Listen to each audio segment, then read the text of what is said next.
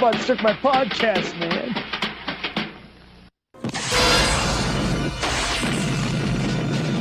They are an army of international terrorists.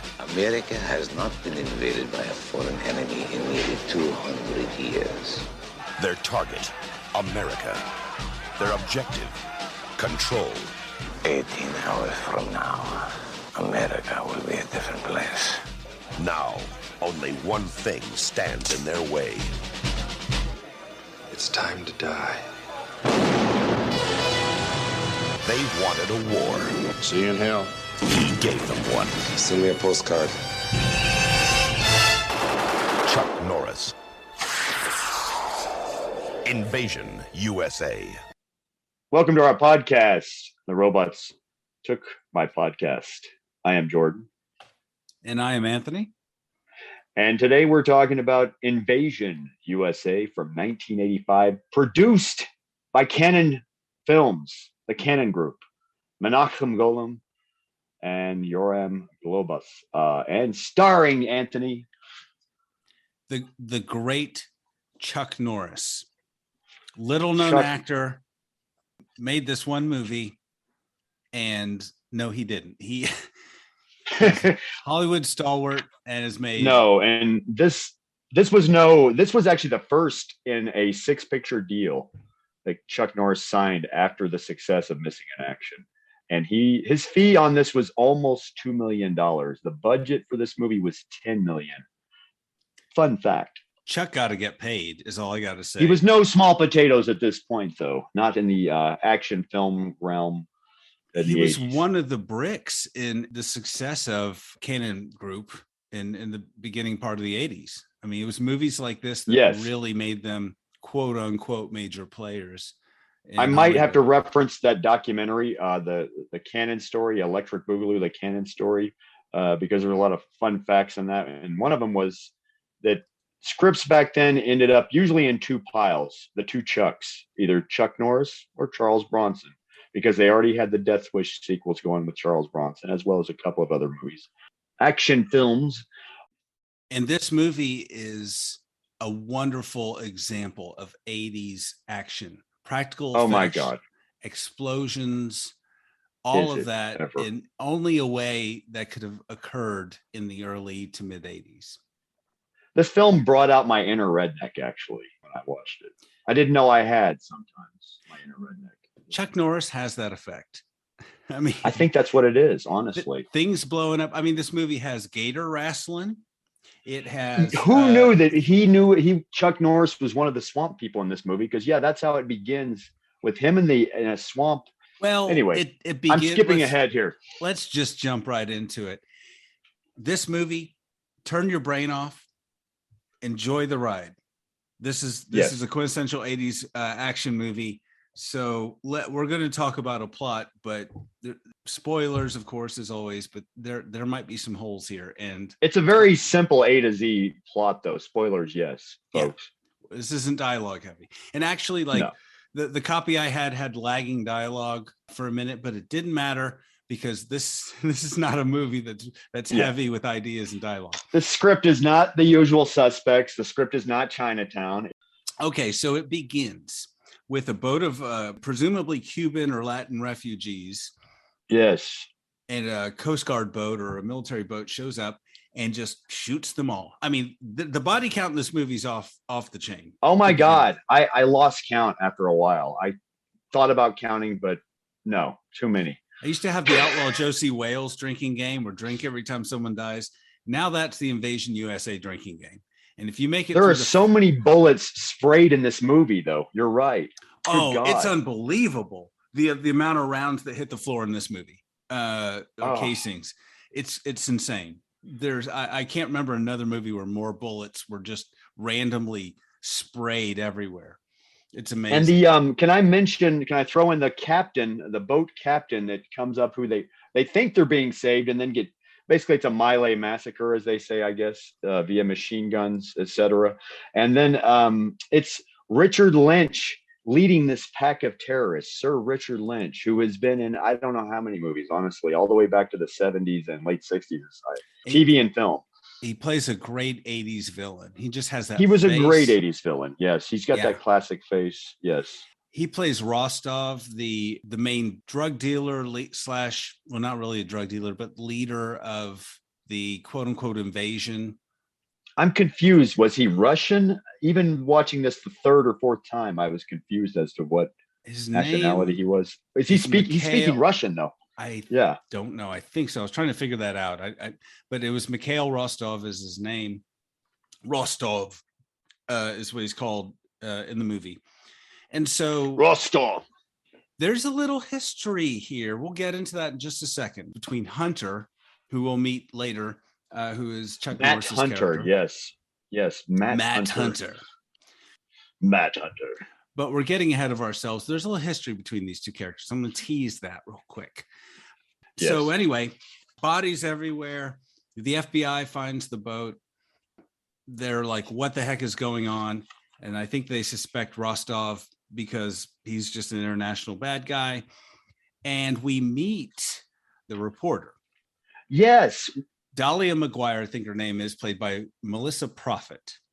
Yes. And I want to bring up a fun fact that I found out. Chuck Norris originally wanted, guess who?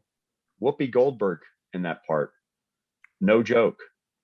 And Whoopi Goldberg was enthused about it, but the director put his foot down and overruled Chuck Norris's idea on that. But I imagine Whoopi Goldberg would have, no joke, I think she would have added so much gravitas to that part and that role and the movie. She would have actually almost made it A-list level, I think. It would have been a different film, certainly. It would have been buddy cop, Chuck Norris, Whoopi Goldberg. It'd be like Chuck Norris going on. Chuck Norris and Jumping Jack Flash. I don't know. Chuck Norris himself, though, wanted Whoopi Goldberg. She had just done Color Purple before. I don't think it had been released yet, though. But well, she's so great, and obviously she's a comedian. So I mean, she got an Oscar later on for Ghost. Yeah, I mean, and she owned it. You know, she owns every part she's ever in usually. But they would have had to have written a bigger part for than this reporter who just kind of shows up. So she is a police scanner. And she just keeps showing up at all the scenes that keep happening later on in this movie. Yeah. And I guess they explain that away by saying she has a police scanner. But boy, when the plot needs her to be somewhere, to be the damsel in distress, she is there. I will say. Yeah, even though, that's the odd relationship her character has with this movie. Yeah, absolutely. And she's your typical 80s. Up and then she's the damsel, yes. She's your typical 80s, like, hey, bozos, get your hands off me, kind of tough 80s lady. So anyway, the FBI is all about this, and they're not all about the crimes, but they're all about investigating them. The FBI, which seems like it's 3 men in suits, and then just dwindles down to 2 men in suits, and then one at one point. We're not paying attention to who these guys are. I mean, they don't really have big personalities. They just come up and just talk to Chuck Norris about, hey, we need you. But we're not there yet. We're getting a little ahead of ourselves. And so this is Rostov is in the country. This can only be done by Rostov, I guess. He's come up the shores. Then we have a flashback. And this is when I feel like there was a movie I haven't seen. Like this is the sequel. Oh, are you talking movie. about, where he wakes up to Chuck Norris's gun in his face or knife in his face or whatever? Well, he's about to assassinate someone. And we don't know this is a flashback. It just throws it on you. And so he's about to assassinate someone. Then Chuck Norris comes up with a gun to his head and says, it's time to die. And instead of killing him, just kicks him, with his Chuck Norris boot. And then Mikhail or Rostov wakes up from a dream, this nightmare. And he's played by Richard Lynch once again. Yes. And then his second in command is Nico, who is pretty good in this movie. And he's just like, basically, you've got Hunter on the brain. You're obsessing over this dude because I guess he was shamed. I don't know why he wasn't killed or arrested. I don't know. Again, there's another movie, a prequel to Invasion USA that we didn't get, but that's all the backstory we need. They have beef. That was so weird too, because we don't know it's a flashback nightmare or like a PTSD for him, I guess, over Chuck Norris's Matt Hunter character stopping him with a gun to his head or a knife to his head or whatever. I can't remember whether it was a gun or a knife. And coming out of the darkness, shaking the shit out of him, basically. It was just Chuck Norris's foot suspended in a karate pose. Yeah, Chuck Norris coming out of the darkness like a ninja, you know, without the ninja's clothing. An American ninja. Exactly, Anyway. but without his face being covered. So then we finally meet Hunter, right? And where is he, Jordan? He is in the Everglades of Florida, of all places, on one of those fun-looking boats that I used to see in beer commercials, I think at some point in my life or childhood or some flashback memory for a past life. I don't know. Yeah, one of those airboats with the big fans on them. And they are hunting alligators and wrestling alligators. And we see Chuck Norris wrestling an alligator himself, it looks like. An actual gator. Yeah, that was not a prop gator. Muzzling the gator, what do you call it? I don't know, roping his mouth off. Yeah, that didn't look like a prop. That was what was interesting about this. So Chuck Norris is a badass. He was just doing that anyway. There was an alligator. He was just going to, wrestle it. And he was just like, oh, I guess this would be fun. They said, hey, keep rolling. Yeah. So anyway, he's shacked up with this dude. Presumably there's some backstory. He's probably has. He must be a war buddy or something. Must be, he's because kind of we hiding find out. Yeah. Hiding Chuck out. Norris's character is basically an ex-CIA agent. That's going to be found out pretty soon here quickly anyway. Yeah. So I don't know. I guess he's on vacation though in the Everglades or on a hiatus. I don't know why he's in the Everglades, or is he hiding out? There's no discussion on the witness of that. Relocation program. Yeah. This is what he does on his holidays. Really? I think he's done a lot of dirty shit, and he is just hiding out, or not hiding out, but just, as all these guys do, Rambo, whoever, in all these movies, they go to some faraway place where no one can find them, like CIA agents asking them for another mission. You know what I mean? Yeah. I guess it's like Tom Cruise in the Mission Impossible movies where they always find him at the beginning, rock climbing in some dangerous situation on a holiday. It's like, look, we need you. And it's like, I don't do that anymore. We need you to come back. Oh, damn. My vacation's over. Can't you find someone else? Dang. It's such a common thing now in action films, though, to find the hero in some, even in like the Rambo sequels, it was getting like that,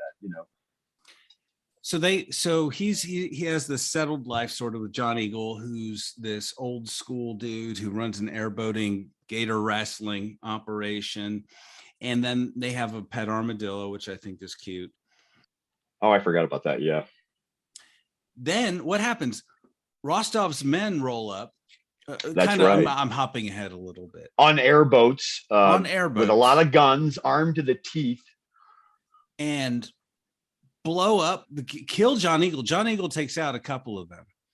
And that was because we saw a scene earlier where Richard Lynch's character, Mikolov, I probably said his name wrong again. He basically flat out said, we cannot continue our mission until we kill Matt Hunter. Yeah, right after he wakes up. Exactly. So now he's at Matt's clandestine tiny little house out in the Everglades in the swamp there, literally in the swamp. He lives there, comforting. God dang. I don't even know if he has electricity, honestly. It didn't look like it. So yeah, they're living off the grid. Yeah. Somehow they're still found by Rostov and his men. I don't know how or where or when, but anyway, they find them. They blow up the house. They kill John Eagle. They just destroy this shack of this house that they're living in. This is after John Eagle shows up on a boat and sees them all guns aimed at the little tiny house, which Matt Hunter has just entered. Chuck Norris. And he says, Matt! And then they shoot the shit out of him, and they shoot the shit out of the shack, and they blow the shit out of the shack. And we see Matt Hunter quickly dive out the back window, luckily into the swamp to safety. And he swims to safety, obviously. Whew! Because he's Chuck Norris. Because he's Chuck Norris. You can't kill Chuck Norris. He's Chuck Norris playing Matt Hunter. Exactly. And then they do what so many villains in these movies do. They're like, well, he's dead. Nothing else to see here. Let's go. They don't check for a body. Didn't even look at the body. Didn't even check the body. They never checked the body. Why? No one could have survived that explosion. There's just no possible way a CIA trained assassin could have survived It's amazing. But villains Yeah. do this all the time. Yeah. Hence, we get the rest of the movie because I have to go all Paul Lynde here and go, well, I guess the nightmare wasn't really that bad, huh? So now that Hunter's out of the way, let's go do our thing. And so let's invade the USA. Let's invade the USA. So the title of the movie actually pays off. No one says it, but in the movie, but they're it does. I mean, the poster, it's got a big giant Chuck Norris looking very King Kong like, looking like he's the one invading in a good way or something. I don't know. But then, but no, the movie does pay off title wise. It's a great poster. It is a great poster. For what it is, all you need to know is Chuck Norris. He's the king of the double Uzis with this awesome strap. I kind of like that gear. He just rolls out with 2 Uzis all the time shooting. And got the big belt buckle, the big redneck cowboy belt buckle. Yeah. Shirt unbuttoned all the way down to the navel. All my uncles wear buckles like that. Yeah. And perfectly tucked in tight. Yes. With 3 buttons down at the same time. A man with a mullet who's on a mission. And Chuck boy, Norris. he's really sporting the mullet in this one. It's a perfect mullet, actually. It's a Chuck mullet. Yeah, for sure. I was forgetting. Did these terrorists roll up on did we already get through the where they roll up on the shore and there's just only this couple there? Yeah, there's a couple having a good time. Making out as you do in movies. It felt like Jaws or we're on the coast of Florida still, or something on the Florida beach. I think we're on the coast of Florida still, because they chose Florida to invade. They're from the coast, and so all these Jeeps roll up or all these trucks roll up, and then just these really janky looking boats come up, and just hundreds of they really cheaped out on the boats, unfortunately. Yes, the boats look like they're made of cardboard, but it's okay. And there's a lot of people stuffed in these boats. Soldiers spill out of these boats. Yeah, Nico kills the couple, I guess, just because they don't want it's witnesses. It's fucked up. Johnny Carson's on the little television, the little mini fat color television from the 1985 era, and he stops and laughs at Johnny Carson. Yeah, that's good. There's some humor in this movie. There's a lot of really funny lines and humorous situations. It's some dark humor. It is. But there are also a lot of really tiny portable 80s televisions where the screen is 3 inches long, but the TV itself weighs 20 pounds. Yes. There's a lot of those. This is 1985, before flat screens, before screens became flatter and thinner. It's amazing when you look at that. It's just, tiny little tube TV stuffed in a tiny box. So at this point, John Eagle is dead. And now we have our vengeance cue. We have Hunter's he's brought into this fight. He didn't want to. He's hell bent now. Yes. Now he's out for vengeance. Now it's personal. Texas. It's going to be Texas style vengeance. Texas size, supersized. And vengeance. we're 20 minutes in and the vengeance is already happening. Here we go. Yes. And the FBI agent comes back to him and says, "Hey, Rostov, blah, blah, blah. We need you." And he's like, "I work alone." Yeah. I'll do it. But and then we get to but is it the Richard Lynch bad guy character? I don't think I'm cutting ahead too much here, but Chuck Norris has not stopped him yet because he's already in a neighborhood. And this is where we have a lot of oh shit moments happening that we never thought we'd see in a movie before. Even looking back at an old 1985 movie. Yes, we have a Christmas scene that is somehow off. It doesn't quite feel American. It's Christmas in Florida. Previously, we saw Christmas in LA in less than It's zero. a very American looking suburban neighborhood. Yes. It looks like Kevin McAllister is going to assault somebody with a paint bucket next But door. oddly, everybody is decorating their trees outside of their houses. I found that kind of odd. And then the little girl in this one family's demanding she hang the star on the top of the tree outside. We're still outside, folks. Sorry. I don't know why. It's Florida. And it's Florida. Yeah. And it's Christmas time. And I guess in Florida, it's warm at night in the Christmas time. I guess. I don't know. Then some fucked up shit happens. They roll in with a bazooka and start blowing up every house in the block. Literally in front of you, blowing it up for real. I mean, no rhyme or reason. They just start literally like blowing up. Everyone's inside celebrating Christmas, blowing up homes. This is the least Christmassy Christmas movie of all time because the body count is insane. This movie came out in September. I had to look it up again. It came out in September of 1985. Oddly, too, it wasn't even Christmas yet. So, kind of. Well, I mean, that's not weird though. Of course, we have movies that still even came after that were like that. But yeah, a lot of houses blow up. Fun fact: when they shot this scene of this suburban neighborhood, these houses blow up for real because this whole neighborhood was going to be demolished because they were going to build an airport runway there. And so Cannon got it cheap, and Cannon blew it up themselves. It's always a cheap way to do it in a movie. It's been done many times since too. But the great thing about it is too, the little boy and the father who were with the little girl outside where she was demanding to hang the tree. Luckily, the little girl survives at least. Because that would be, I mean, all the other children in the family died, but we got the father and son I can deal with, but the little girl dying by herself. And all the other little girls in the other homes we didn't meet, they're dead. They all died too. Thank God. But just this one little girl that wanted to hang the star. Whew, I breathed a sigh of relief, at least at that point. That would be too They spared her. They spared her, yes.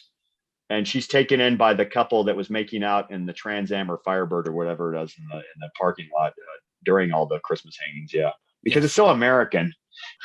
Because Cannon understood Americana, being from Israel, very well. This movie is a Norman Rockwell painting. If you very Norman Rockwell, bullets. Anthony, sprayed with bullets and explosions, riddled with houses flying up. But it's amazing. But but it's fun because they blow so much shit up in this movie. I have to say, and we're not even.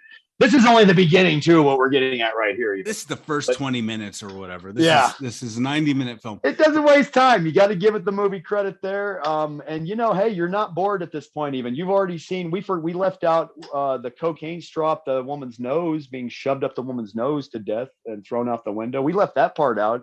I mean, yeah. Well, this is literally a Miller time movie. I'm not joking. Well, maybe we can go back. So Mikhail meets with a drug dealer. There are a bunch of drugs in the boat, and I'm trying to figure out how this really fits. I think it's because he needed money. Yeah, it's kind of weird. I guess he needed money. It doesn't really explain why. I think it was financing. I guess it was financing more weapons for him or something.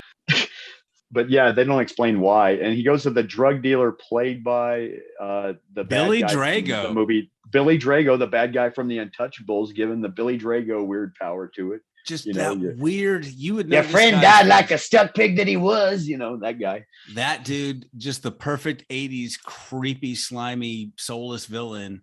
They don't give him enough to do because he gets killed. Billy Drago, creepy power. Yes. And I'm so glad. I was like, that's great. And then he kills him, and then the lady's doing some coke. I don't understand how that scene really worked.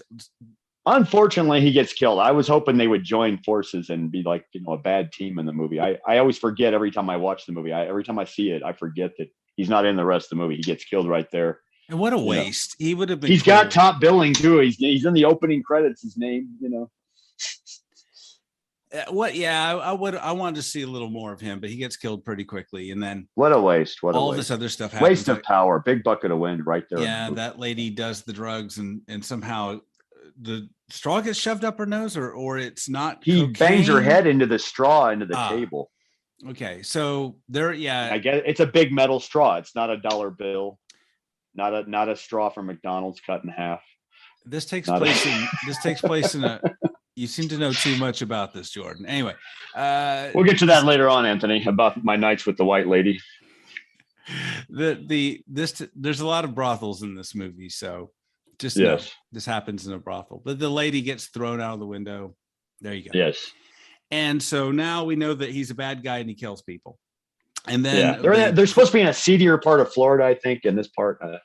Anyway, yeah, we get to a really seedy part, which I want to talk about later. But anyway, so we go back to. But after the can we go after the neighborhood? Yes. Well, after the neighborhood. I want to agree with you on that neighborhood. That was amazing. The practical effects, just blowing things up in real time. These weren't models. It's No. used to great effect. These were not models. They blew these houses up for real, folks. I mean, a whole block of it too. It's amazing. I mean, so that was kind of extraordinary to watch. No joke. I mean, but you know what? Hey, from what I know of, nobody was killed on Invasion USA, despite all that we talk about how violent it is. Just a couple of alligators.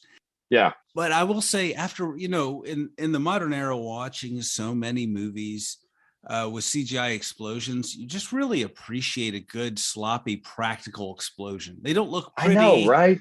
They just kind of, things blow up in a very natural way. And that was sort of cool to see. I mean, where you see windows, screen doors flying at the camera, glass flying at the camera.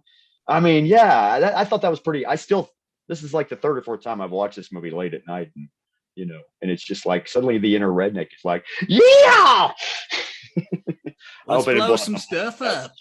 Well, yeah. So let's blow some shit up, man. So then these terrorists, well, they're terrorists, really. I think it's important to say that that's really what's going on here. It's more of an invasion of sorts of terrorists and trying to cause chaos. That's what terrorists do. They, they're few in numbers, so they try to disrupt as much as possible and create fear and chaos. And that's what these folks are doing by committing random atrocities all across the country. Oddly, too, I looked up the fun facts about the screenplay. Chuck Norris had the idea himself for this movie after reading a Reader's Digest article about terrorists running loose in America. I'm not making this up, folks. Oh, yeah. And he got together with his brother Aaron and some other guy named Jim Bruner to come up with the screenplay. He's credited on the screenplay while his brother is credited on the story with the same guy, Jim Bruner, once again. You can tell that Chuck Norris, given his political beliefs, his stance, that there is a lot of Chuck Norris and a lot of his ideas in this movie. This is very Red Dawn. This is very the height. This is 80s sort of conservative here. 80s conservative 80s, Cold War ethos. And I do say 80s conservative in a way because it's a certain era of conservative, honestly, in the 80s, Yeah. And it was a Reagan era, basically, that was the 80s. This is Reagan with a bazooka. This is what this movie is. And it's great because, I mean, that's what it is. And you wouldn't have this movie if you didn't have that particular way of thinking. I mean, that's but all I'm saying is that you can very much tell that Chuck Norris didn't just throw his name on a script, that a lot of his ideas went into this. So, I mean, good on him. Yeah. Good on him. I mean, he had a lot of clout and power at that time, especially at Cannon. He was Cannon's darling. Him and Chuck Bronson were Cannon's darling kind of cash cow babies, so to speak. So they absolutely could get their way on a movie, and they had total control, probably even over Final Cut, I imagine. Oh, totally. Right down to Final Cut. I'm surprised he wasn't a producer on this, but anyway. I found it odd though that the director, could overrule Chuck Norris on something. So I found that kind of odd in the same sentence. Yeah. I mean, who knows what was going on behind the scenes, but going back to the movie. So then we have this crazy scene. We're in the bar where Chuck Norris is looking for one of the terrorists. I think is that where we're not there yet in the movie. Oh, okay. So then we have the next scene. Then we have the next scene where there are some Cubans, presumably Cubans, I don't know, Latin folks hanging out at just a place where people hang out, a food stand, whatever bar. And these, it's just, I guess it's a poorer part of town of Miami, maybe, or some poorer part of Florida, maybe. How judgmental of you, Jordan. It's just a bunch of folks hanging out. Who knows what their socioeconomic level is? I don't know. No, I'm kidding. But presumably a lot of this happens. I mean, they target certain areas, for effect. Yeah, Cannon has an odd way of portraying people of other color and races, and as well, I will say, pretty one-dimensionally. Well, I think they don't really know. They're a little ignorant, I guess. I don't know. I think what they're trying to do is they're trying to spark some sort of dissonance in the Latin community. They're trying to just create chaos and unravel American the terrorists society. in the movie. The terrorists, not Cannon. The terrorists in the movie. Sorry. Not Cannon. Cannon was trying to make money any way they could. And their heart was in the right place, I'm sure, with this plot. Yes, trying to make it all Americana. Yeah, but it's an interesting scene. There's some probably unintentionally interesting things, or maybe intentionally. But basically, these two guys drive up in a cop car, dressed as police officers, and just start killing people. Just start shooting people. And who's also there but our reporter friend, Dahlia. But anyways, she's there. Yes. She's just always there. But anyway, so they just murder people. It's horrible. And then they don't kill her. They're posing as cops too. They're posing as cops too, which, they only look somewhat convincing as cops. So then the Cubans or the Latin folks think these are the cops that did it. So when the real cops show up, and a few minutes later, they just throw rocks and garbage at their car, which they turn into a big heavy mob. Yeah, that was an interesting scene though. There is some serious drama in that scene. You almost think that this movie almost had the potential for greatness at some points, but something just wasn't. Something made it inept. I think it is what it is. We'll maybe give our final assessment on, what it was trying to do and what it accomplished. But it is for a mindless 80s action film. It's very interesting to see this whole subtext of order versus disorder, the American life being way of life being very fragile. And that's what, Rostov is banking on. He said America hasn't been invaded since 1812 or whenever. Americans are too soft. They don't understand how fragile their way of life is, the democracy and their government. And honestly, they're trying to undermine this one and another Cannon film that would come out a year later called Delta Force feel like they're like almost two movies, like the same movies in a trilogy of some sort, Yeah, it is. It is. I mean, it's a Chuck Norris Cannon movie. I mean, yes, they swap out different which names, is, yes. But Delta Force is also Chuck Norris Cannon Group film as well. Yes. So then Chuck Norris is driving through this neighborhood. It's a bad neighborhood. And it's the hood. Come on, say it, Anthony. And it's like, or what Cannon Films' idea of the hood is. Everyone's just yelling at him. Now Chuck Norris has this bro truck with a big roll bar. Yeah. And like fog lights. It is. He looks like a Burt Reynolds fan back then. It is a small penis truck. It's jacked up. It is. Yeah. He's driving through and people were just like yelling at him. It's a truck making up for his size. Yes. Yeah. Was that how tall? Chuck Norris is what, 5'4" or something? And he's always wearing boots. I think he's probably like 5'7" or 5'6". Yeah. I don't think he's that tall. I don't think. I'd be shocked if he's tall, honestly. Oh, no, he's not. I mean, you gotta Google it. Yeah, I'm gonna Google this. 5'10", my ass. My ass. Anyway. In boots, maybe. Okay, 5'8.5". That sounds generous. Anyway, Chuck Norris is not 5. Actors always lie about their height, in my opinion, or they embellish on their height. He's 5'10", wearing boots and sitting on Tom Cruise's shoulders. That's when they're tall, they downplay how tall they are. When they're short, they downplay how short they are every time. I could be wrong. Okay, so Chuck Norris is driving through the neighborhood and everyone's yelling at him. It feels this is when we get to the bar that he's going into. Yeah, it feels like the Warriors. Yeah. It's just, I don't know. It's just a bunch of. Chuck Norris has 2 beer bottles dangling outside the window as he's driving through this neighborhood. He's going, Warriors. Warriors, time to die. But can we talk about when he goes into this bar, this bouncer comes right at him holding a beer bottle. Chuck Norris suddenly grabs his hand, grips the beer bottle as the guy's threatening him at the door. Squeezes his hand around the beer bottle so the bottle breaks under his fist. And the guy's like, ah! It's awesome. I love that scene. I'll keep that in mind. And yes, we get the hand stabbing action. Right into the table. Luckily, the actor was not harmed when they shot this, but clearly there was a staring contest between Chuck Norris and this actor, where the actor was almost harmed, possibly. Okay, bad joke. I'm sorry. No, yeah. Yes. If Chuck Norris stares at you too hard, it's like getting a punch from it. It's gonna hurt. It's gonna hurt. I'm just saying, might be dangerous. So then he goes to yet another brothel. Oh, he meets a guy who's an old acquaintance who he saved in South America. This is in the brothel, right? Basically, yeah. Then he goes to the brothel, Cobra's Den or whatever they called it, King Cobra, which is another brothel. And for such an American movie, we see quaint neighborhoods, and we see America, and we also see its seedy underbelly. We see a lot of brothels and stuff like that. Yes.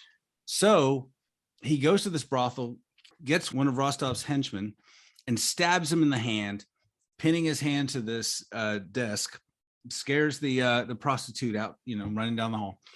Yes, yes. And then he basically tells him, or he gets information out of him, and then he tells him to tell Rostov. He puts a grenade, pulls a pin out of a grenade, puts it in his hand, and says, If you live through this, tell Rostov it's time to die. So we keep coming back to that. Yes.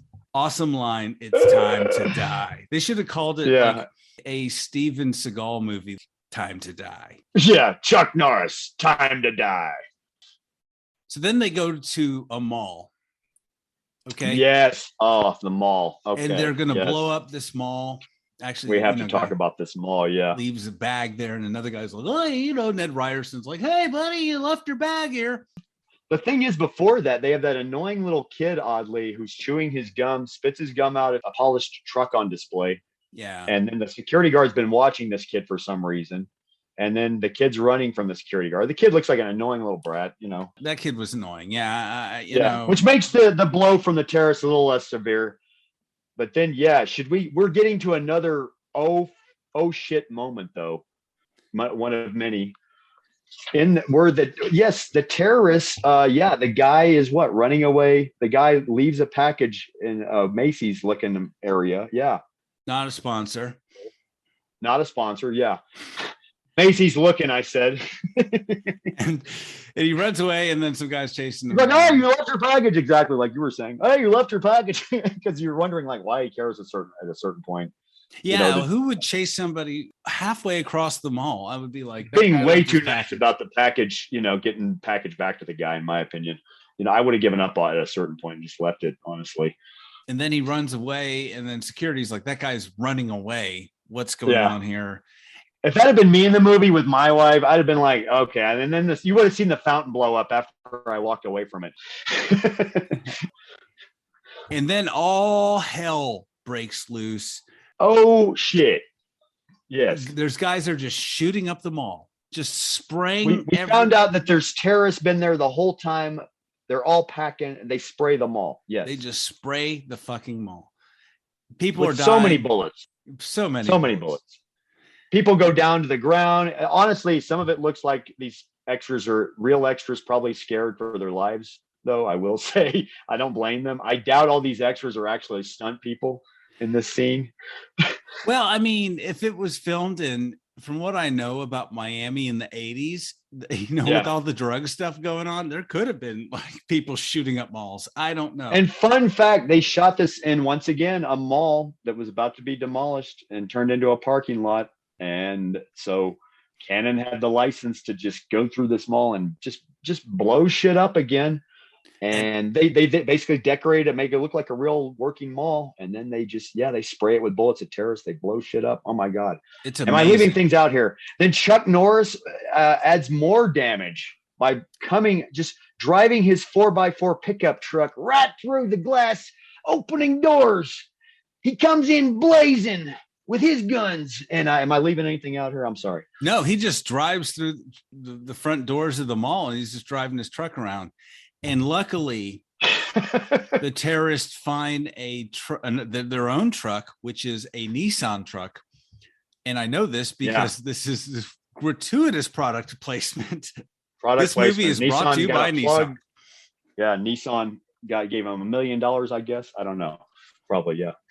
I'm sure if I check the credits, it'd be like we thank Nissan for all their support and making this film. Anyway, so product placement.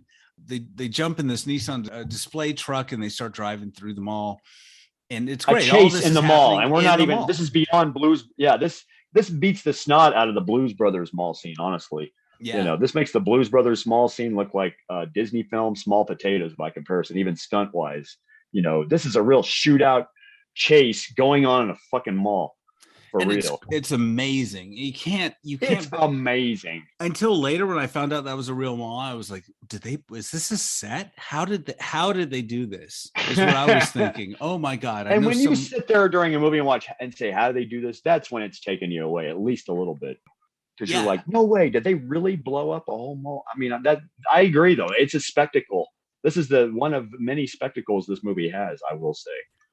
And that's why we go to the movies, Jordan. No, it was great. Why we go to the movies, to see bullets sprayed in malls and chases and, carbon monoxide breathed by normal people. And see women and children ducking for their lives on Christmas as terrorists spray them all with exactly. What better way to spend Christmas in a mall? So anyway, they go.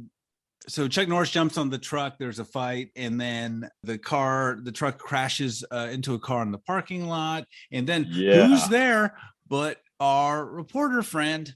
Just happens to be there. Man, I don't know how she has the uncanny. She just appears. It's like, how does she get there? How does she even know the location? This is before Google Maps, so she's like, I mean, how does she anticipate where Chuck's going to be, where Matt Hunter's going to be, and the FBI? She's got that magic police scanner.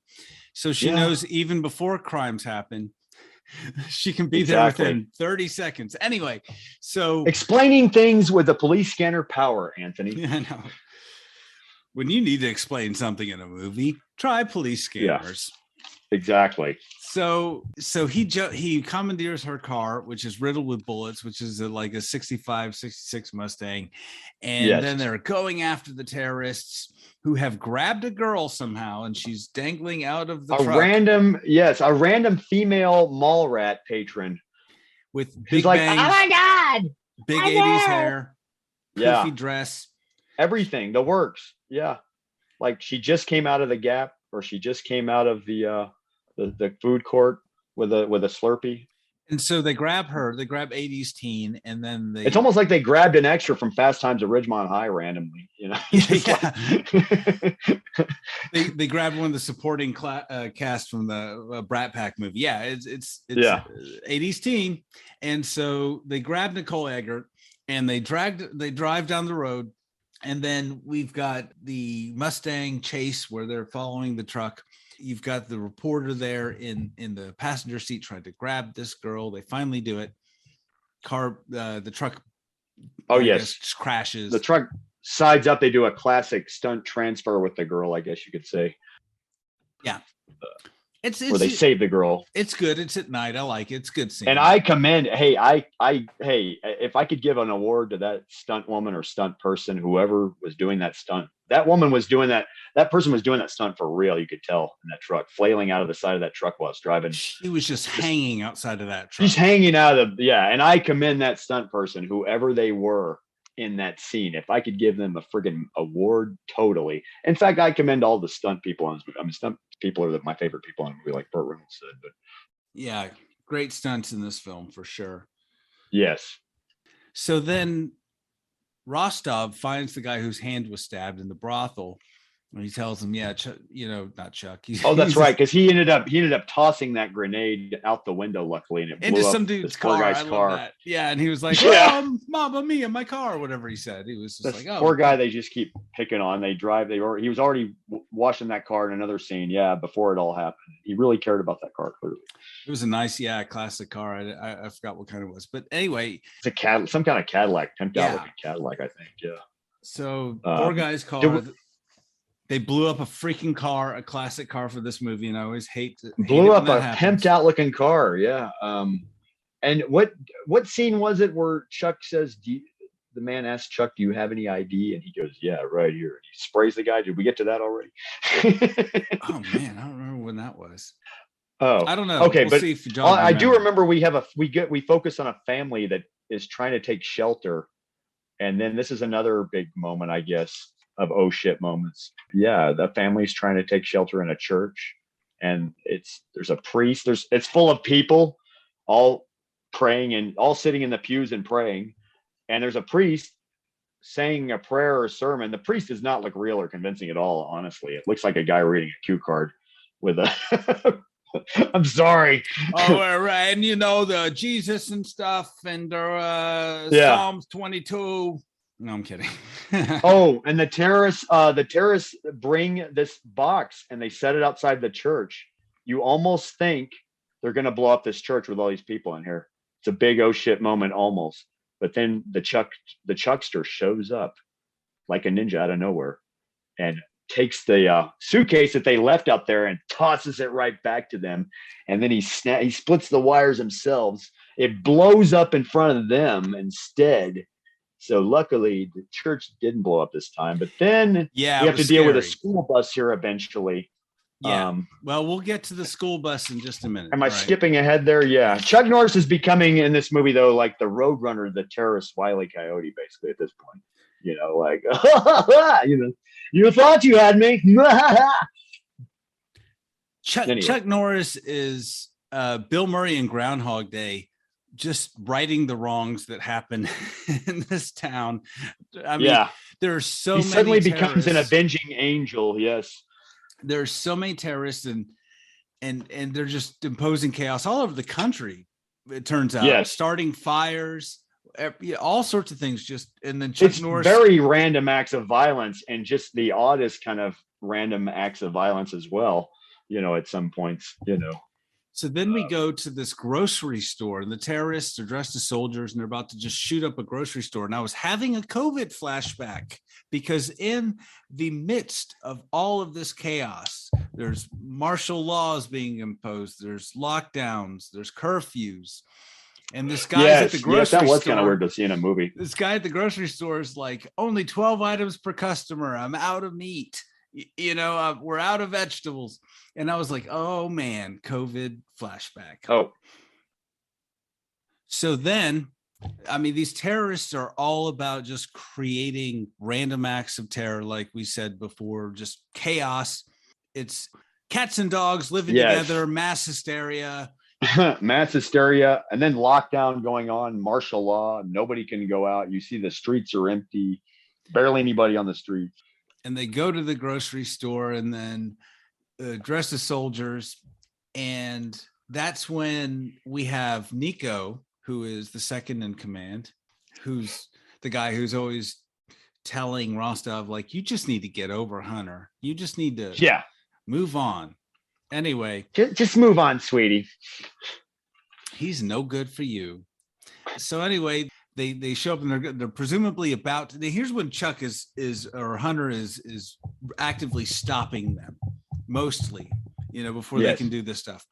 And so they're about to shoot up everything. Chuck Norris, of course, rolls up in his big ass truck with his double Uzi straps and just starts shooting everybody. Chuck Norris. Saves the day. Saves the day. But with serious, very minimal damage at the same time. No, I'm kidding. Things are blowing somehow up there's everywhere. More damage when he shows up. And later on that becomes important. But so who happens to be there but your friendly neighborhood porter? Yes, Dahlia Grown.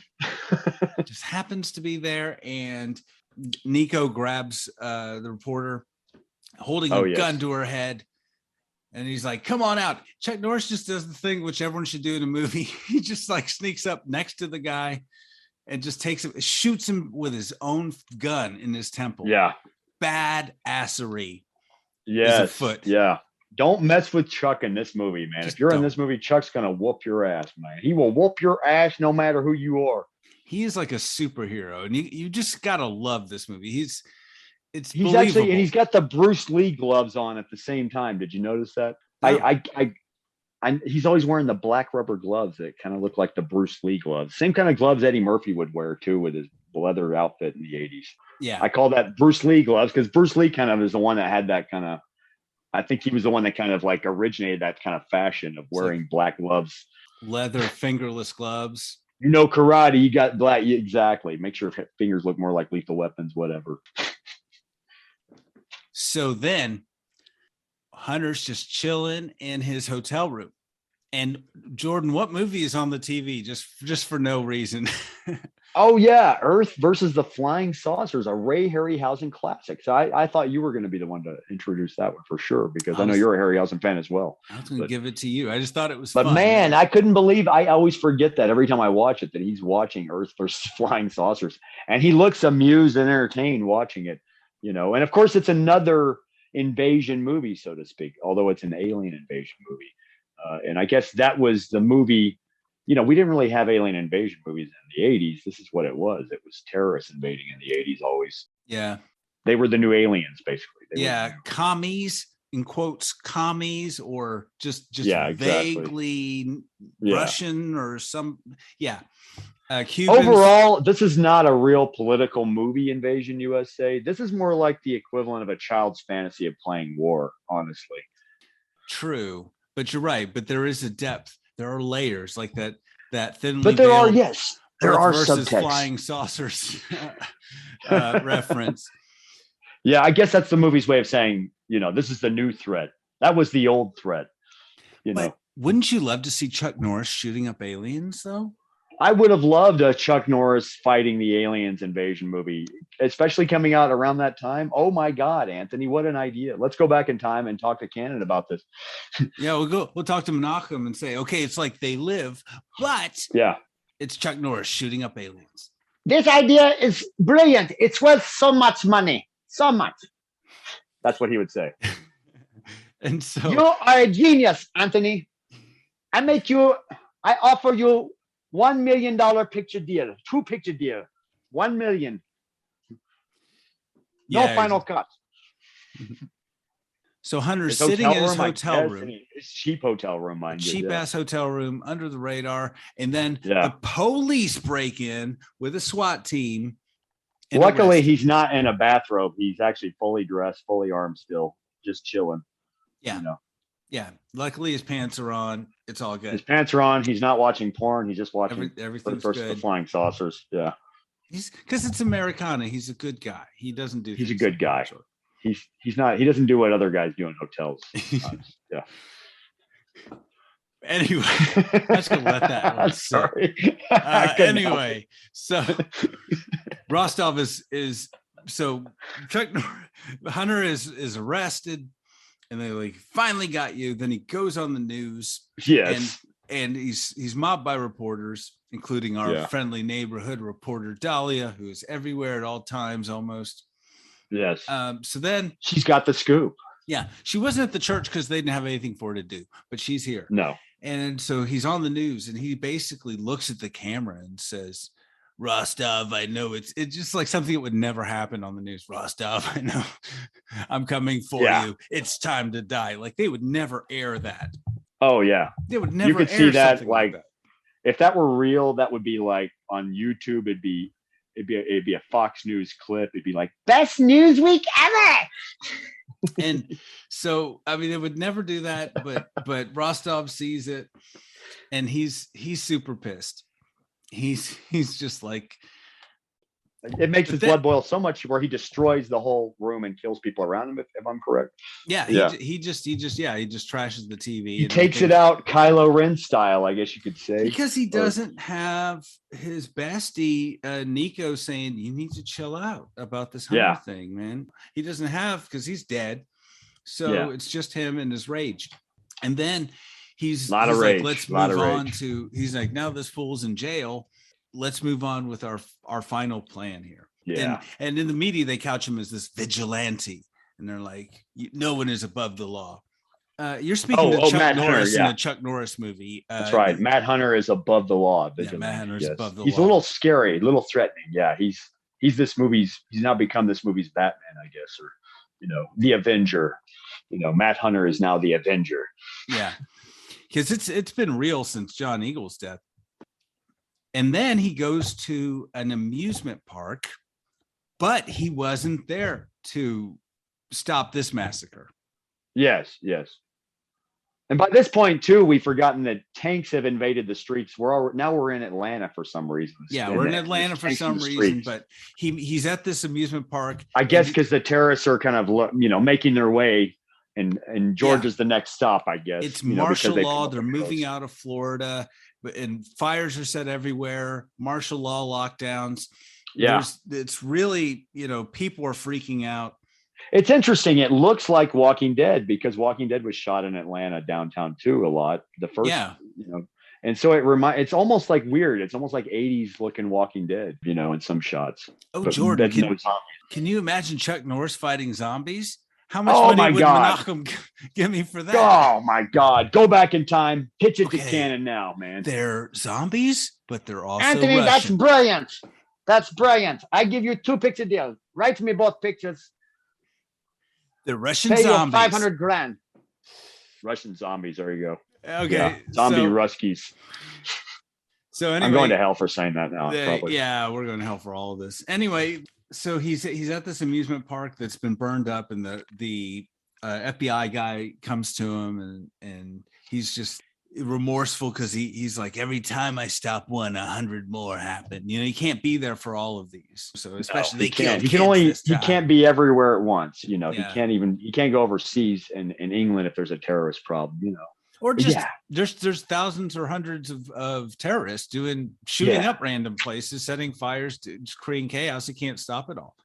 But he can't be there every time. No, we got to accept that too. We got to live with that. He's got to go after Rostov. I mean, that's the only way. I don't know why we've been not doing that this whole time. But anyway, why that wasn't the first idea. But it's let's go after Rostov. And so he didn't want to come to this. He really didn't. So the FBI, he gives the FBI agent list of demands. We don't know what they are. But also this falls in that category of what you were saying on another review of the movie could have ended earlier if he'd killed Rostov in that flashback. Yeah, I know. Yes, exactly. We saved all these people if he just killed Rostov. He would have woke up and realized he was dead the whole movie, Rostov, and then the movie, Yeah, no. He would have woken up in a prison cell. I don't know. Anything could have happened. Yeah, but he didn't kill the bad guys. So all of this happened. All these lives. He let him. Why did he let him go? I mean, if it was anyway. Okay, or could he just in the first 20 minutes gone right after Rostov instead of trying to put out the fires? I don't get it. Was that him trying to look passive? I mean, by letting him go. I mean, if the guy was this bad, if he knew the guy was this bad already. I mean, I'm just saying. I'm sorry. Yes, I'm sorry, Matt Hunter. I'm judging you here. We missed a whole movie, is what I'm saying. Yes. We didn't have whatever the prequel was to Invasion USA. We need a bigger explanation why he let him go. I think that's what we're saying here. Rwanda, Invasion Colombia, whatever, wherever they were in that flashback, we didn't get that. But anyway, we have to get to this shocking oh shit ending as well. Though. Okay, I think we're almost there. So basically, we're almost to the wonderful end of this film. Spoilers.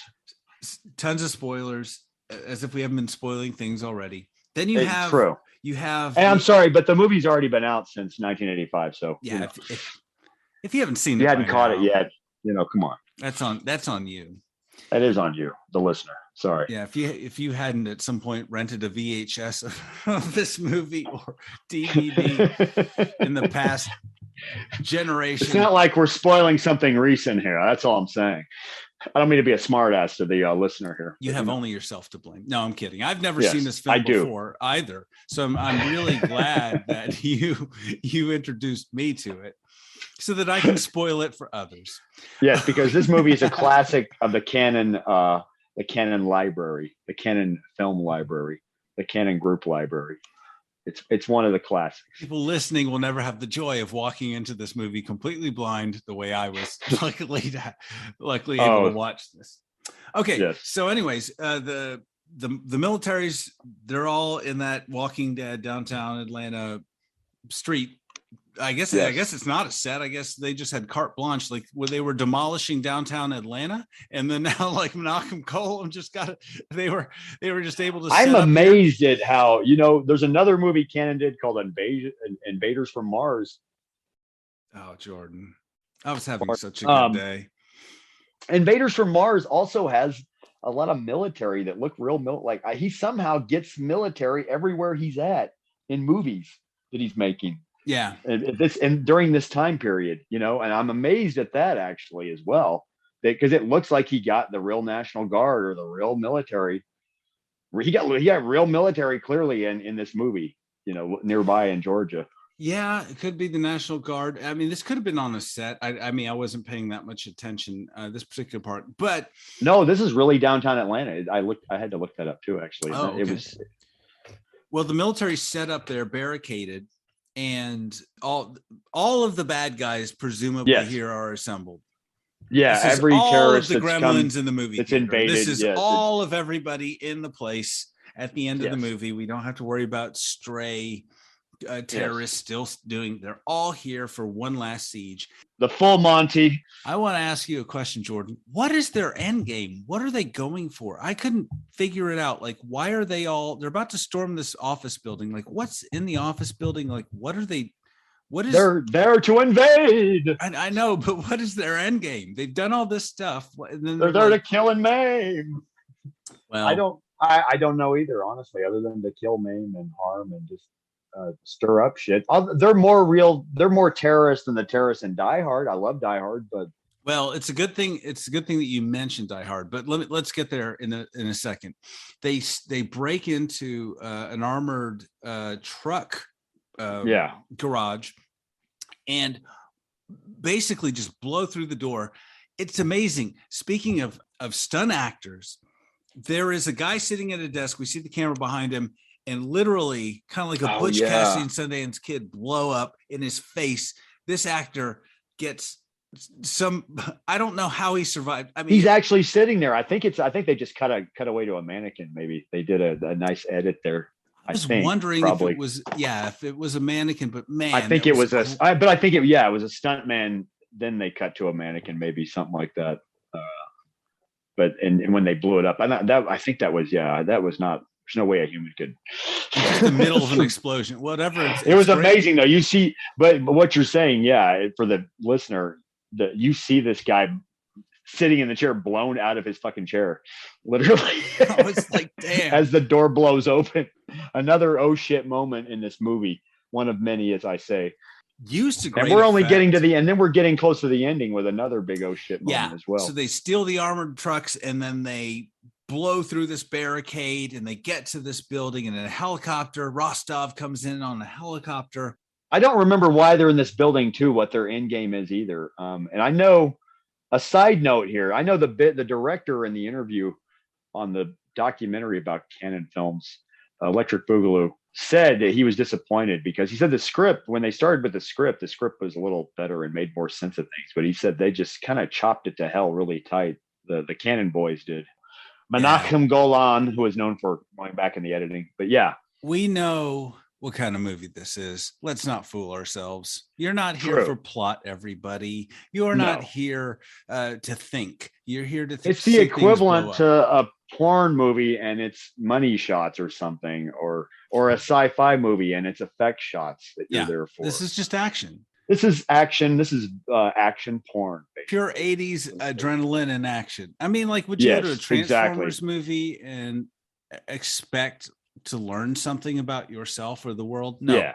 We want to see Chuck Norris get the bad guy in this movie. That's just a movie. That's all the movie's about. Chuck Norris get the bad guy. So then the last 15 minutes of this is very Die Hardy. Honestly. Oh yeah. They're in an office building. It's a very sterile, empty 80s office building. It is Christmas. Very sterile. Merry Christmas, everyone. Still Christmas, as we see trees and lights up. They didn't forget that during the movie. So then Hans Gruber lands on the building. Hans Gruber? Yeah. No, I'm kidding. Wrong movie, Anthony. I was just kidding. Then Mikhail Rostov.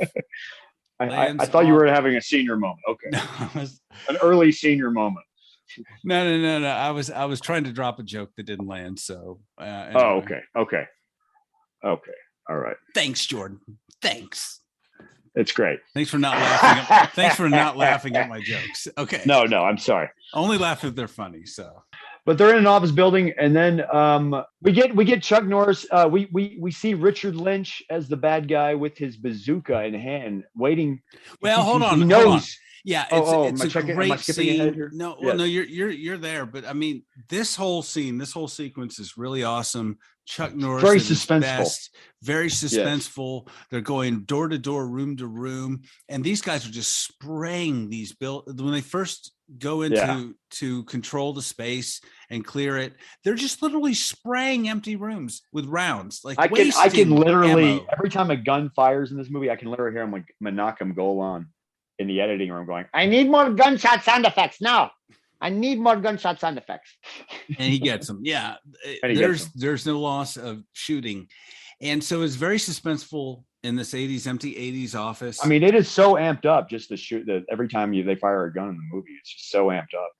I mean, the locations of this movie. It's turned to 11. We've gone from the beach to the Everglades to malls to we're all over the place. Now we're in an office building. It's like we're an office building in downtown Atlanta, no less. Yeah.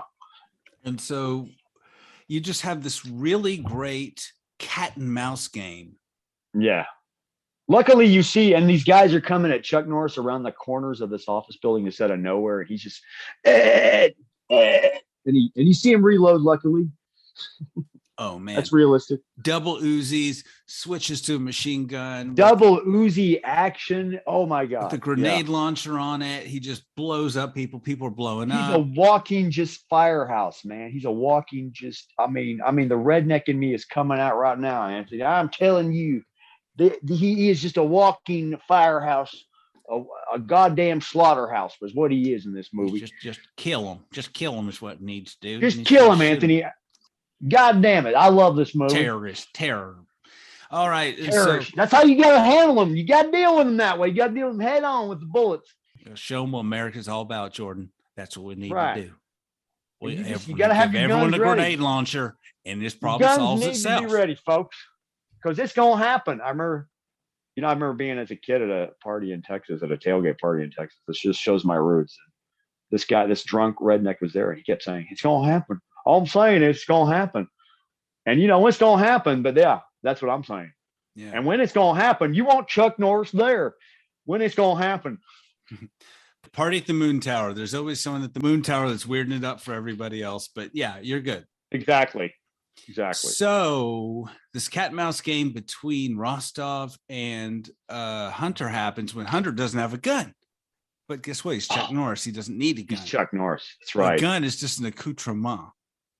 It's merely one little part of his modus operandi. I just wanted to say modus operandi. So he just jumps Rostov and just starts whooping the crap out of him. Chuck Norris's boot in his face several times. And he disappears. Billy Jack style. Full Billy Jack. Oh man. Menachem. Billy Jack versus Chuck Norris versus Braddock. Yeah. Talk amongst yourselves. Yes. That's a pitch to Menachem in 1985. Yes. Billy Jack. We get Billy Jack. Chuck Norris is Billy Jack. Maybe if we just believe it, it will happen, and it will materialize. It will happen in that time period. I don't know. Fingers crossed for the Mandela effect. Fingers. And then crossed. suddenly the Mandela, it will just happen. It will, suddenly I'll look it up on YouTube one day and it'll be there. Remake of Billy Jack. Yeah. With Chuck Norris. Something magical, movie like, time travel wise. Yes, exactly. Maybe the thought will override the timeline, Anthony. So, anyways, cat and mouse game. And he beats the crap out of him, and he disappears because he's Chuck Norris. Because he's Chuck Norris, man. He's a ninja. He's very ninja-like in this movie. You know, he is very ninja-like. Yeah. He just disappears, and anyway, so he allows. Chuck Norris does not need his face covered either. He doesn't care. He doesn't need black. He doesn't. He doesn't need to hide in darkness. No, he does it easily, man. He just blends with the shadows easily. He doesn't even need camouflage makeup. Yeah, he just has his power move where he just shows up behind you. Anyway, just how fast he is. So he allows Rostov to leave and find a bazooka. I mean, that doesn't seem very smart, but whatever. Because Chuck Norris is so fast, you cannot see him when he moves. He's got reflexes that fast, man. I'm not kidding. No, he probably. Okay, maybe I'm exaggerating. Now he's like 80 years old. I mean, but yeah, back then, I mean, he was. There's a really funny scene where the reporter she's like, "You asshole," and she's like trying to hit him, and he just like, she's like, "Ow!" And I thought that was so funny. Like, it's just like it was kind of like a reflex. She keeps calling him, "You cowboy! Thank God you're here to save me, cowboy." She was just gonna girl punch him on the shoulder, but he's like, no, and just blocks it. Okay. But can we get to this stellar ending though? Oh my God. We can get to the stellar ending. I'm itching to talk about this ending. Well, then talk about it. Go for it. Okay, so what is it? Yes. So he's got the bazooka. The bad guy suddenly has a bazooka all of a sudden. And just as he's about to pop it out, Chuck Norris pops out of the shadows right behind him. And he's got a bazooka now too. And he's already got it popped out. We see him pop it out before the bad guy even does. I forgot to leave that out, actually. I left that out a bit. But yeah. He pops it out. I didn't know how bazookas work, but yeah. I don't either. Just from watching movies. But the bad guy doesn't either, because you would think it's like cocking a trigger to pull the sleeve down. I don't know, but he's a little. But this is a classic old Western movie standoff going on. But there's bazookas involved. But this guy is too slow, and Chuck is faster. And suddenly, Chuck shoots the bazooka right into Richard Lynch. Bam! Blows him right out the window, and blows him. When I say blows him out the window, I mean blows him out the window in pieces. Yeah. You see pieces of him flying out the window, folks. That's what I was getting. Oh my God! Oh shit! He blows up literally, and it's yeehaw! My wife walked by when I was watching this last night. No joke, and I was giggling. She was like, "Why are you giggling?" I was like, "He just blew that guy up." He blew him the F up. Yeah. He blew him up. He didn't just shoot him. He blew him up with a bazooka. Human. At such a short range that I'm surprised. Such a short range. Chuck Norris wasn't injured. Like, it's like, boom, blowing someone. Like, they had to be like 5 feet away from each other at the least, maybe, right? I mean, suspension of disbelief. It almost seemed like they're 3 feet away. I know. I'm pretty sure you can't discharge a bazooka, have it explode, and then be in the same room with it. Does a bazooka not have a kick either? My God. I was wondering that too. Not in 80s movies, Jordan. No guns. Apparently have kicks. Not no in guns an have 80s kicks movie. in 80s movies. No. You can just shoot I think if you guns look up, if you want to see footage of a bazooka being shot, if you go on YouTube or whatever, I think usually you see a guy and there's a kick with it, a kick, even if they're good about holding it, you'll see a jerk, I'm sure you're launching a projectile that's very large. That's what I explodes. mean. There's got to be. When one fires a 44 Magnum, it's got a hell of a kick. An equal and opposite reaction in the other way. Yeah. But amazing final scene in what is a very fun movie. But I will say, and you can't help but at the end go, "Yeehaw!" and the credits just roll up. Invasion USA, a cannon, Golan Globus production, and it says Chuck Norris will return in Delta Force 2, Delta Force 3, Missing in Action 3, Missing in Action 4. Anyway, they give you the whole slate. Yeah, instead of just James Bond, they give you the whole slate of Chuck Norris movies that are going to be in the future. Exactly. Anyway, because he had a 6-picture deal. It was like, anyway. So surprisingly, this movie was supposed to have a sequel, though. No joke, called Avenging Force. And what happened was Chuck Norris did a different movie, and they gave the movie to Michael Dudikoff, Cannon's other sort of darling. Yeah. After Chuck Norris. He was younger than Chuck Norris. He was their James Dean of action. He was, and here's the fun part, they didn't change his name in the movie. His name was still Matt Hunter. Well, we'll have to watch that movie. Michael Dudikoff, yes, of also in American Ninja. List goes on. Yes. List kind of goes on, yeah. Anyway, yeah. Let's stop. He was going to play Spider-Man for Cannon. Cannon used to, fun fact, folks, Cannon used to own the film rights of Spider-Man. That was, in fact, the hard part of the legal battle they had trying to get Spider-Man made back when they got the Tobey Maguire movie made, was having to get the rights. The rights were all over the place, and Cannon owned the film rights, and Michael Dudikoff was going to be Spider-Man. He was going to be Peter Parker. That in another universe, that would have been weird. But yeah. Almost would have been. Cage can be Superman, then whatever. Yeah, and Cannon was a movie production outfit known for doing, even at the time they did Invasion USA, they were known for having 10 or 15, 20 movies mounted all over the world in cheap places, basically. Anywhere cheap to shoot. Philippines, Italy, Israel, etc. We should have an episode where we just talk about Canon. I love it. Very interesting. Not to overload this conversation. I'm fascinated by Canon. Yeah, look it up, folks. Yes, interesting stuff. Watch the documentary, kids. Electric Boogaloo, though, the Canon story, man, great fucking documentary, and it's fascinating. I mean, you will not be bored during this documentary learning about Canon and their whole roster of films that they had, their whole motley crew of films that they had, their rise and fall. Yeah, I mean, it's literally an interesting. Interesting story. But what this movie does is right after he blows him up with the bazooka, I was thinking literally this movie blows its load. That's it. Yeah. Title, credits. There you go. Screen. Yeah. Lights up, Get out of here. Turn on the house lights. Yeah. Movie's over, folks. Walk down the aisle. So the movie blows its load and just goes to sleep. It's just like, here's the credits. We're not going to wrap up anything.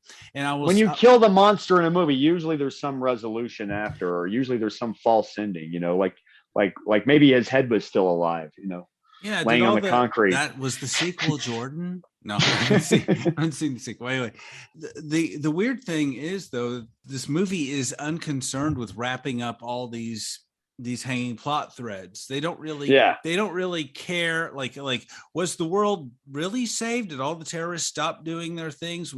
Did everything return to normal? There was no final news report that said and everything returns to normal thanks to Matt Hunter. Yeah. That was missing. Yeah. Why didn't you see the damage after effects and people crying, people going, "Oh, I'm hurt," something. It just it seems like that's all we need, and that tells you what kind of movie it is, because there's a lot going on, but that we really kind of want to see resolved. Normally there'd be a news reporter, like I said, just spouting out stuff. Matt Hunter saves the day, but we didn't get that sort of thing here. We didn't. You're get right. The resolution, even in a Jurassic Park movie, because this is figuratively speaking, he killed the monster. Okay, right. So you're right. You're totally right. I mean, in saying, even in a movie like Jurassic Park, after they kill the damn dinosaur or kill the park, whatever, you get the resolution after of what the after effects were, what the side effects were, how it affected people, how it affected the world. I don't need much, Jordan. Just no, you get that little bit of 3 minutes, even that 3-minute sequence or the 2-minute sequence where you're like, this is what happened. This is where Matt Hunter went afterwards.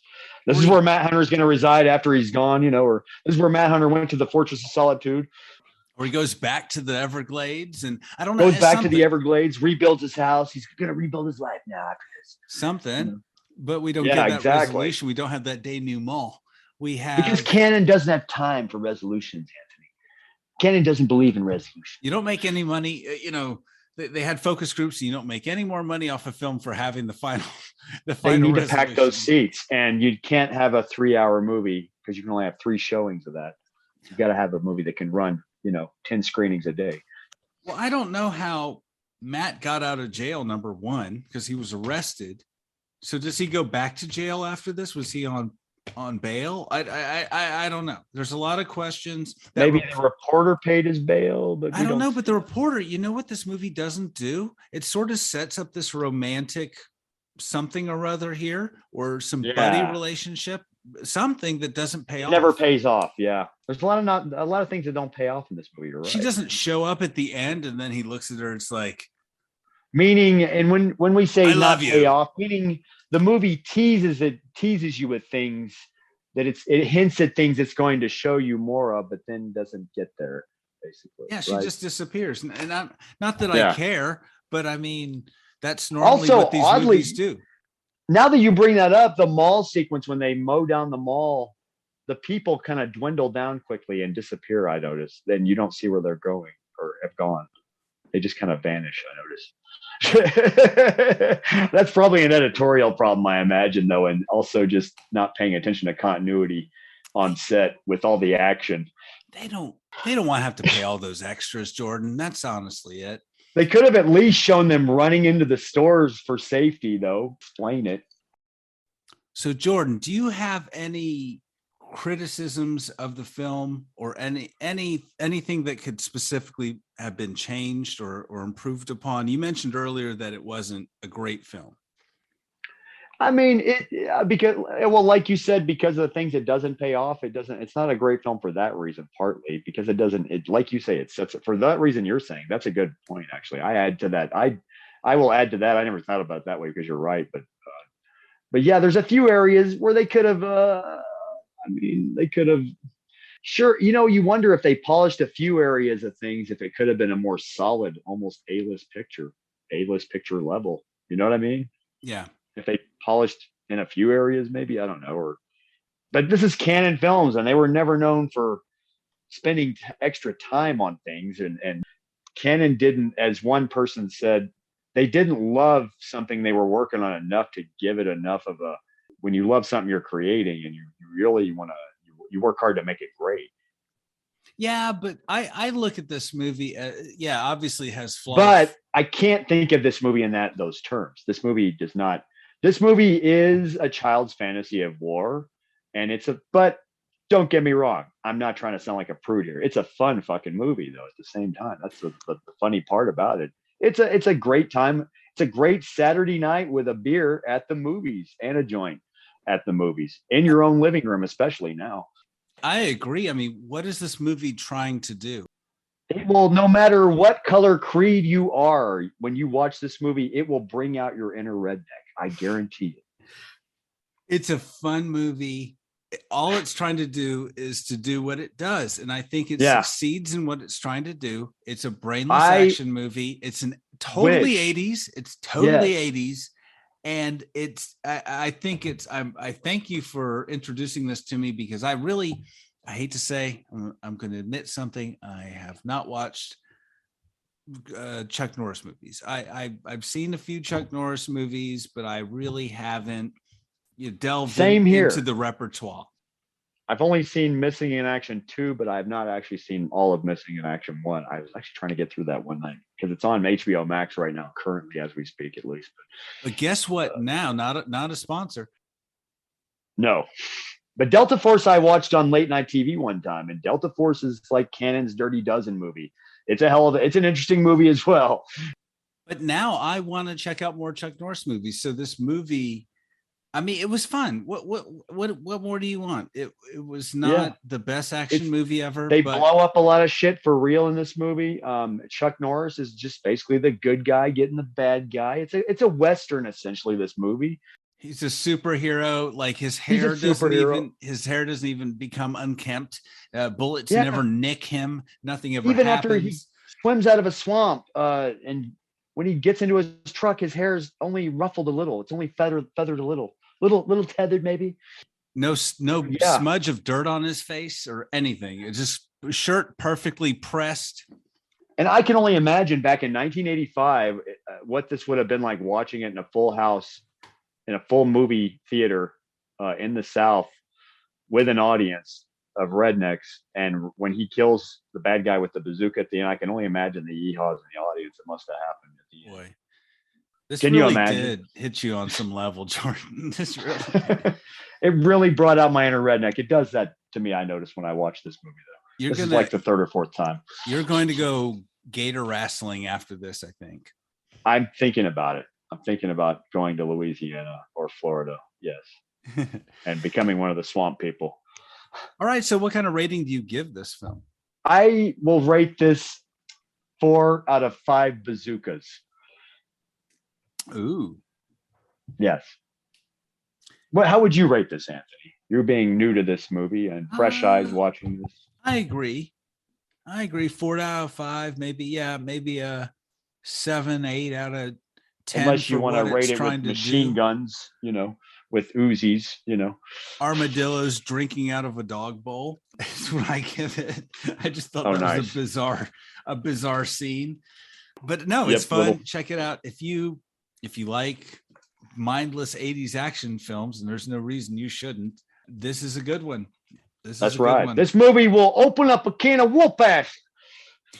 There are a whole case of whoop ass opened up in this movie, and several cases of shells and rounds. Yes. I will say. I can hear the rednecks from 1985. They're so loud all the way from 1985 in the audience, just going, Yeehaw! You just opened up a can of whoop ass.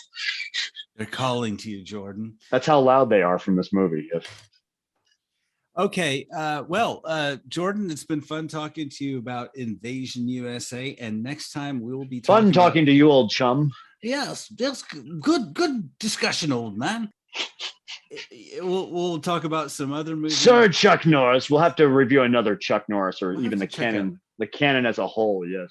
At one point. Definitely another canon film, if not another Chuck Norris movie. But this one was a lot of fun. I'm a believer now. I definitely recommend this to anybody that wants to watch a mindless action 80s movie. Absolutely. Yeah, sure. Watch it as a double bill with Red Dawn. Sure. Yeah. Oh, what do you have anything to say about the soundtrack or anything? I thought the soundtrack was pretty good. It was just pretty standard 80s. Yeah, I didn't have much to say about the soundtrack. It was fairly uneventful, sadly. It just was, standard action film. It's just like a library standard action film music. Or I didn't notice even who composed the music, sadly. I still forget that, actually. Oh, it failed. Invasion USA failed if Jordan didn't look up the... I would have liked a pop song or two. Composer. I'm sorry. All right. On that note, everybody go watch Invasion USA. And next time we will be talking to you about some other film. Thank you for listening. Right. This has been The Robots Took My Podcast.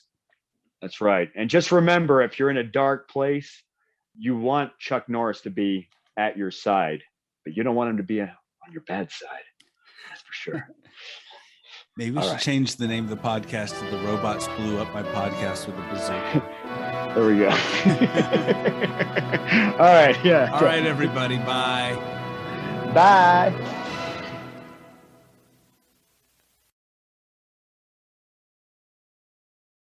All trailers, clips, music, or any other copyrighted material are used sparingly, edited from their original forms, and used for the purposes of criticism, discussion, commentary, and education about these fine films.